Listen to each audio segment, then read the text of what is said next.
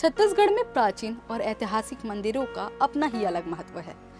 छत्तीसगढ़ में ऐसे कई देवी देवताओं के प्राचीन मंदिर हैं जिनकी अपनी अलग अलग मान्यताएं हैं। साथ ही इनके बारे में कई प्राचीन कहानियां भी प्रचलित है जिनका उल्लेख प्राचीन ग्रंथों और पुराणों में मिलता है। आज हम बात करते हैं एक ऐसे ही पौराणिक मंदिर की जिसे छत्तीसगढ़ का काशी भी कहा जाता है। तो चलिए जानते हैं कि ये प्राचीन चमत्कारी मंदिर कहाँ स्थित है और इसे छत्तीसगढ़ की काशी क्यों कहा जाता है। नमस्कार, आप देख रहे हैं CGNN लाइव।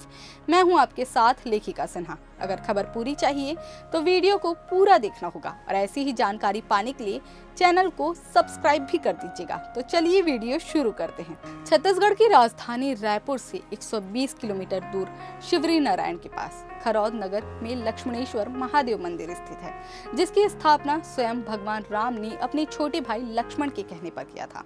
खरौद में कई प्राचीन मंदिर स्थित है, इसलिए इसे छत्तीसगढ़ का काशी कहा जाता है। यहाँ पर लक्षलिंग यानी कि लाख छिद्रों वाला शिवलिंग भी स्थित है।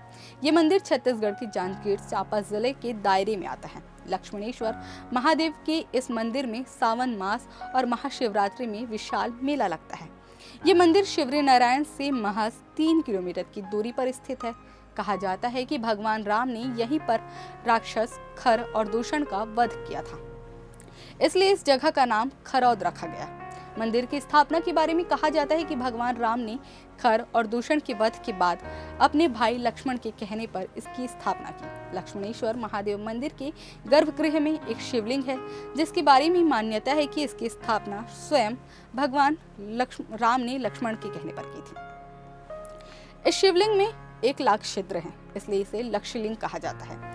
इन लाख छिद्रों में से एक छिद्र ऐसा है जो कि पातालगामी है, क्योंकि उसमें कितना भी जल डालो वो उसमें समा ही जाता है, जबकि एक छिद्र अक्षय कुंड है, क्योंकि उसमें जल हमेशा ही भरा रहता है।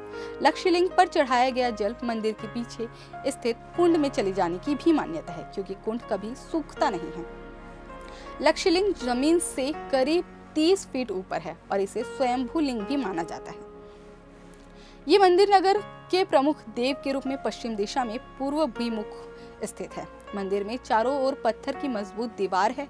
इस दीवार के अंदर 110 फीट लंबा और 48 फीट चौड़ा चबूतरा है, जिसके ऊपर 48 फुट ऊंचा और 30 फुट गोलाई लिए मंदिर स्थित है। मंदिर के मुख्य द्वार में प्रवेश करते ही सभा मंडप मिलता है।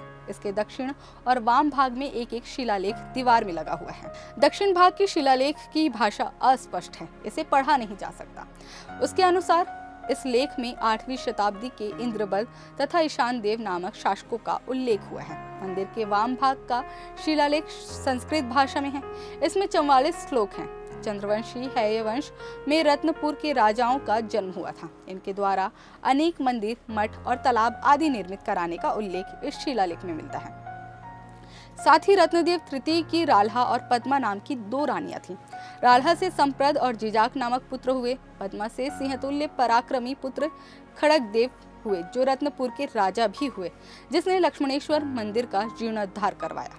लक्ष्मणेश्वर शिवलिंग में लाख छिद्र हैं, इसलिए इसे यहाँ चावल चढ़ाने का विशेष महत्व है। इसी मंदिर के परिसर में एक जल कुंड है। स्थानीय लोगों में इस कुंड के बारे में गजब की आस्था है। कहते हैं कि इस जल में से नहाने में या उसके पानी का छिड़काव करने से कई बीमारियां ठीक हो जाती है। ये स्वयंभू शिवलिंग है।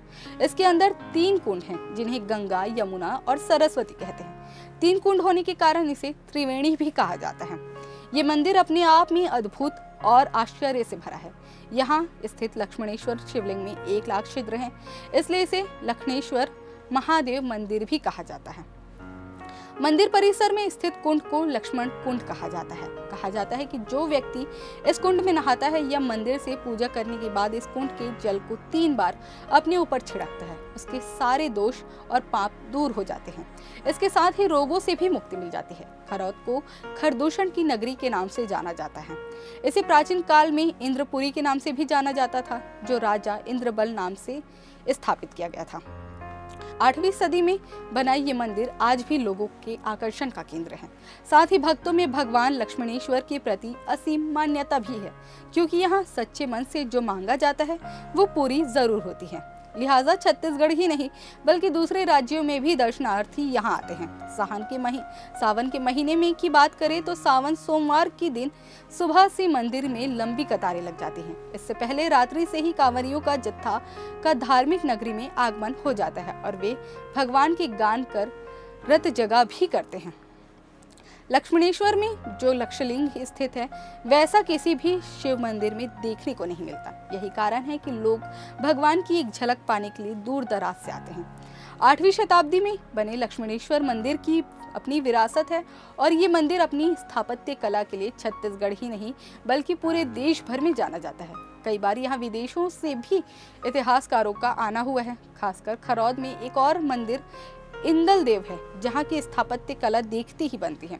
इसी के चलते दूर दूर से इस मंदिर को देखने लोगों का हुजूम उमड़ता है।